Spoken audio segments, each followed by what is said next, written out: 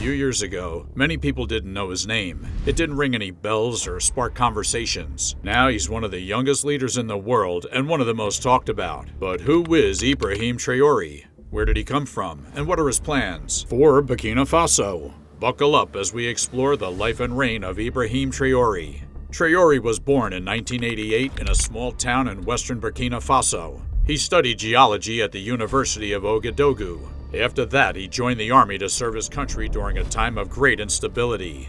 Extremists were causing chaos and destruction all over the country. Meanwhile, leaders turned a blind eye to corruption, leaving their citizens to struggle. In fact, as a captain in the army, his troops were left to fend for themselves several times. They were grossly under-equipped. Before Traoré even stepped in, there had been a coup already. Paul-Henri Damiba had ousted President Roch Kabore earlier that year. He promised to fight the jihadists terrorizing the country. But months later, there were no changes at all. Nothing improved. In fact, they got worse as the jihadists continued to sack communities.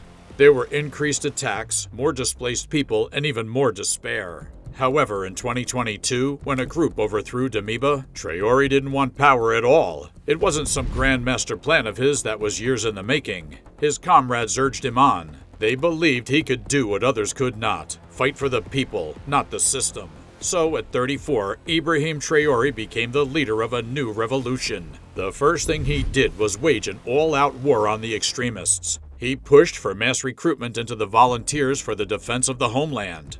These citizens are prepared to defend themselves and safeguard their villages. Under his leadership, thousands of volunteers have been trained and sent to help. This is important in rural areas where the government's presence was weak or missing. Traoré has cut ties with France. He has expelled French groups and wants to give his country full sovereignty. He also shut down military deals that linked Burkina Faso to its former colonial masters. He called for control over his country's resources. France no longer has an ambassador in Burkina Faso. French companies now face more scrutiny. He has also looked to Russia, Niger, and Mali in the east. He is building alliances with countries that share his vision of African-led security and economic independence. Inside Burkina Faso, Traoré's popularity, especially among young people, is undeniable. There are murals of his face painted across city walls. There are songs written about him on the radio. When he speaks in public, the crowds scream his name. But despite his popularity, his government has also come under serious criticism. One of the primary concerns is the reduction of political freedom. Journalists and opposition parties face sanctions. The government also banned some media outlets for criticizing it. Now guess what? In the midst of all this, the extremists in the country have vowed not to sheathe their weapons. Yes, Burkina Faso faces attacks from various jihadi groups. The main one is Jama'a Nusrat ul-Islam wa al-Muslimin, or JNIM, linked to Al-Qaeda. Last year, the country faced one of its biggest defeats in the decade-long fight against these terrorists.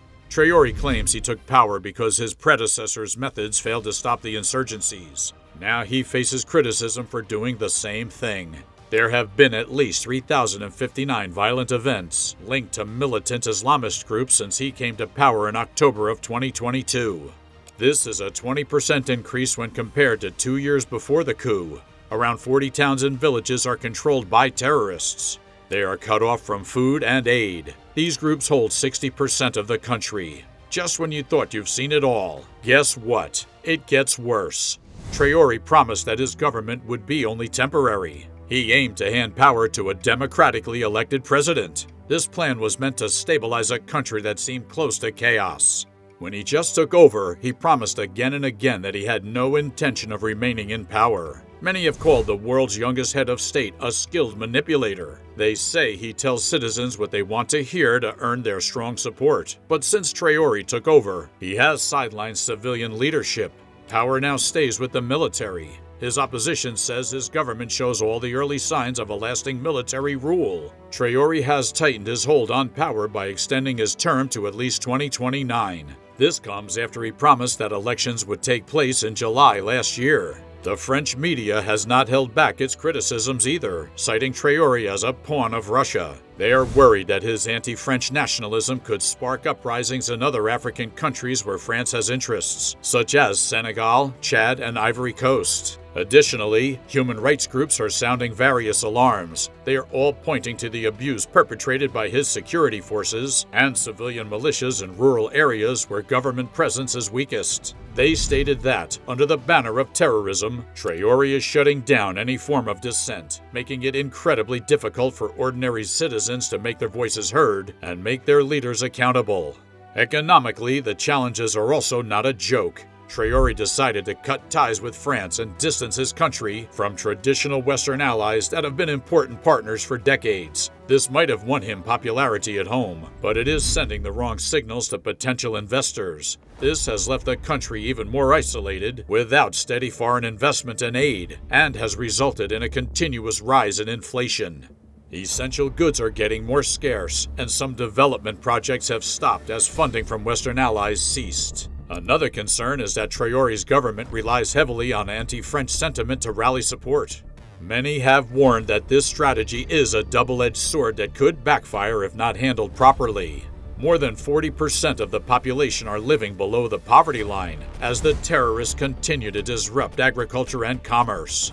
There have been talks that the economy is on the brink of collapse once again, despite assurances from various parts of the transitional government that everything is going smoothly. But beyond the economic instabilities, how is Ibrahim Traoré like personally? How does he deal with all the criticisms?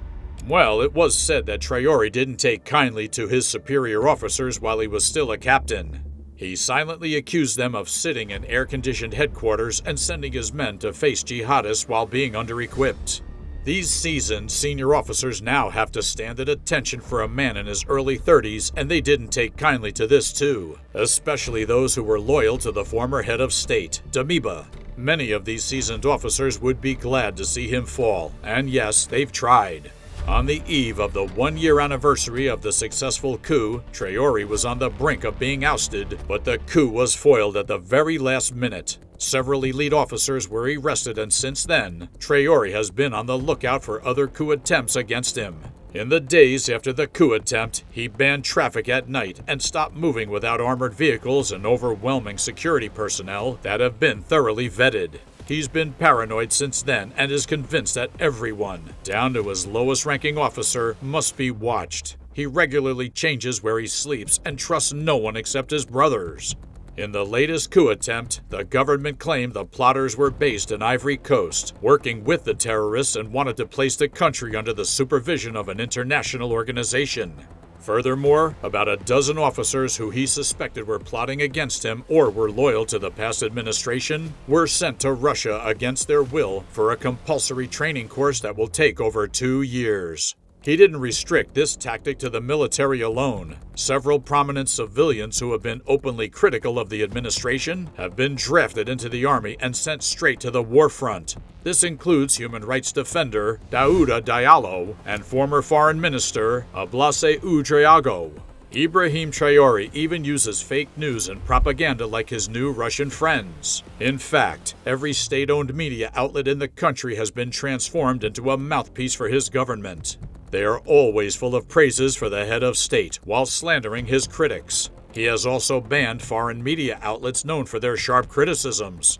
Traoré is also a populist, very skillful at pitting the masses against the elite and common troops against their superior officers. He also promises his supporters grand schemes that are unlikely to see the light of day, swearing to reduce imports to the barest minimum, establish nuclear power plants that will power the entire country, and factories that will churn out electric cars like Tesla. And from the head of state of a country with more than 40% of the population living below the poverty line, this sounds like a very tall order indeed. You see, beyond the crisis that attended Traoré's regime, the man didn't actually do bad on all fronts. Wondering what he achieved in his 2 years of being in office? While Damiba, Traoré's predecessor, was in power, he increased the salaries of government officials to the point that a minister was earning over 2 million FCFA. Traoré repealed this decree, sending their salaries back to around 1 million FCFA. Traoré himself opted to retain his captain's salary, refusing what the head of state is supposed to earn. He stated that he plans to show each citizen the true meaning of sacrifice that they must all emulate for the country to progress in the difficult times they're in. He has also made moves to restructure the economy. He stopped the exportation of gold to Europe and nationalized 2 gold refineries. He also added a national refinery to this list, hoping to raise the amount of gold being processed to about 150 tons annually. In addition to the gold refineries, he also established 2 tomato processing plants, the first ever in the country. In a bold move, Traoré has reportedly rejected loans from the World Bank and IMF, further understanding his resolution for economic independence. These reforms seem to be working as Burkina Faso's GDP has risen from $18.8 billion to $22.1 billion. But despite all these, questions keep rolling in. What happened to democracy? If his government was purely a transitional one, why is he filling important positions with military personnel and ignoring civilians? Why has no firm timeline been given? The critics claim the security concerns will be used as an excuse to postpone democratic elections indefinitely, stretching military rule and his hold on power. Finally, the very dangerous gamble of arming civilians. While the volunteers for the defense of the homeland have strengthened the fight against insurgents, arming thousands of people across fragile communities carries long-term risks.